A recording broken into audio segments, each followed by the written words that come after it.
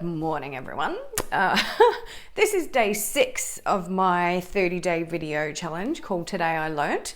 And today I learnt that I can get myself out of overwhelm and stress if I talk to someone thoroughly and come up with a plan and a course of action, including step-by-step tasks, right?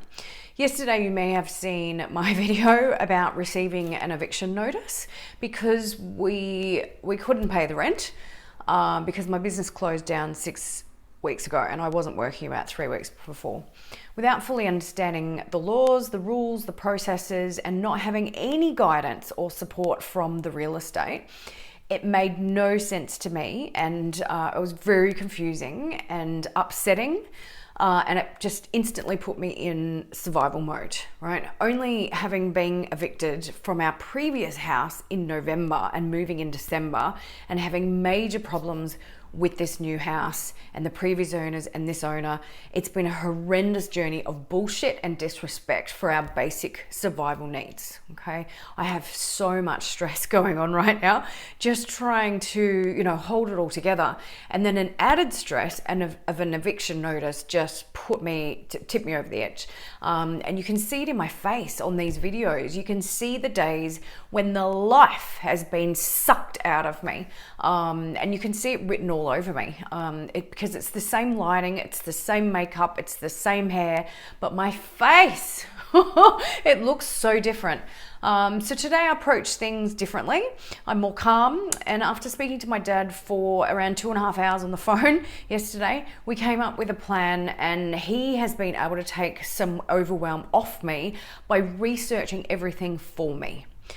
I had amazing support from him yesterday, and from the video that I did from everyone else. However, everyone kept sending me links and articles and opinions and websites, and it was actually causing more overwhelm to the point where I just couldn't function. I couldn't even address it. Just lots of panic and fear, and going into scarcity. And underlying all of this fear and stress has been the thing that just keeps coming up, the words, "it's just not fair." And I know that saying those words means I'm in victim mode and that I'm in my story. So I am owning it, but I'm also suffering, and I'm being gentle on myself for feeling like it's not fair, that life just feels like a constant struggle. Since I was young, headaches, migraines, chronic fatigue, glandular fever, abusive marriage, adrenal fatigue, losing babies. It's just like climbing a mountain constantly. I've had financial issues, support issues, a ton of grief. I didn't talk to my parents for 10 years, failed relationships. The list goes on. And whenever I go into stress, the snowball gets me of all of that. So today I have to call Centrelink. That in itself is not ideal. The waits are normally 90 minutes long when there's no pandemic, and I'm still trying to work and do training and coaching calls and homeschool and run a household. So finding a few hours where I can sit on the phone and sit on hold is quite tricky. I have a list of things that I need to action now, which is really good. And I'm going to make this my priority. So pushing everything back, stepping back, and do what needs to be done. But at least now I know what needs to be done. Whereas yesterday I had no idea and couldn't even find the strength to pull myself out of it. I was even swearing to my dad. I was lucky that my dad was able to do that for me and with me, and now I have a plan, okay? So planning comes very easily to me in some areas of my life, and in other areas it's completely painful and I avoid it like the plague. Like long term for my business, for example, and income. Like, what's going to happen there? What will I be doing for work? Where will my business be heading? How am I going to do anything about that with limited resources and cash flow? But it's important that I cut through the overwhelm and stress and work out what it is that I want. That's vital. What do I want?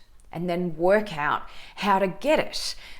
Then start doing that, right? So the poor me attitude and the feeling like I just couldn't keep going dissipated. I then went into the bathroom and did my own nails and eyelash extensions and was pretty damn proud of attempting something new and tricky and succeeding, right?